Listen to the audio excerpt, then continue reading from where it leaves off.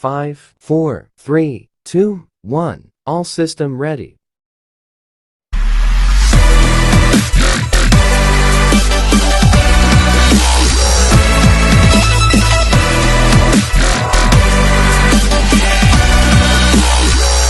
Assalamualaikum warahmatullahi wabarakatuh. Baik, langsung saya bacakan atau menjelaskan tentang dinamika dan tantangan konstitusi. Tantangan pengaruh nama saya Son ini T1A1 21073. Baik, langsung ke poinnya saja. Langsung saja, menunjuk perjalanan sejarah Indonesia merdeka. Ternyata telah terjadi dinamika ketatanegaraan seiring berubahnya konstitusi atau undang-undang dasar yang diberlakukan setelah ditetapkan 1 hari setelah proklamasi kemerdekaan UUD NRI 1945 mulai berlaku sebagai hukum dasar yang mengatur kehidupan kenegaraan Indonesia dengan segala keterbatasannya. Mengapa demikian? Karena sejak semula UUD NRI 1945 oleh Bung Karno sendiri dikatakan sebagai UUD kilat yang akan terus disempurnakan pada masa yang akan datang. Dinamika konstitusi yang terjadi di Indonesia adalah sebagai berikut. Seperti konstitusi nasional, dia akan berpengaruh di suatu kalangan. Dinamika konstitusi nasional, konstitusi UUD NRI 1945, masa kemerdekaan.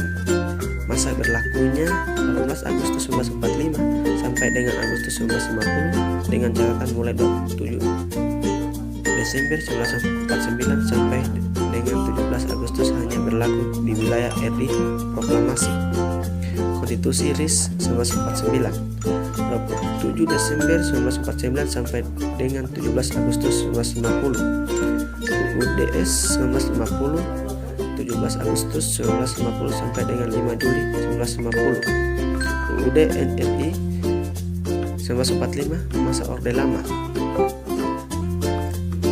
5 Juli 1959 sampai dengan 1965.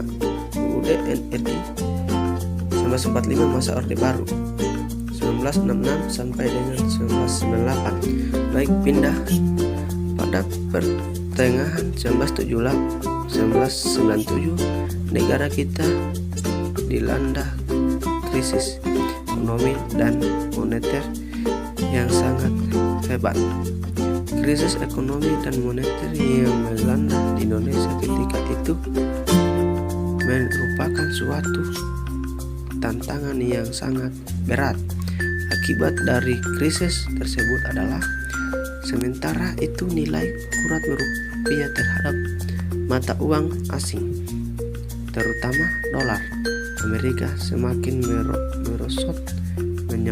Menyikapi kondisi seperti itu, pemerintah berusaha kunjung membaik, bahkan kian hari semakin bertambah parah. Krisis yang terjadi meluas pada aspek publik, maka situ kebijakan namun kondisi ekonomi kita harus berkeras. Pindah pada awal era reformasi pertengahan 1998 muncul berbagai tuntunan reformasi di masyarakat. Tuntunan tersebut disampaikan oleh berbagai komponen bangsa, terutama oleh mahasiswa dan pemuda. Beberapa tuntunan reformasi itu adalah: A. Mengamandemen UUD NRI 1945. B. Menghapuskan doktrin Dwi Fungsi Angkatan Bersenjata Republik Indonesia. C. Menegakkan supremasi hukum, penghormatan hak asasi manusia (HAM), serta pemberantasan korupsi, kolusi, dan nepotisme KKN. D. Melakukan desentralisasi dan hubungan yang adil antara pusat dan daerah. E. Mewujudkan kebebasan pers. F. Mewujudkan kehidupan dan demokrasi. Penyelenggaraan negara yang demikian itulah yang menyebabkan timbulnya kemerosotan kehidupan nasional. Salah satu bukti tentang hal itu adalah terjadinya krisis dalam berbagai bidang kehidupan, krisis multidimensional. Tuntunan perubahan UUD NRI 1945 merupakan suatu yang sangat besar.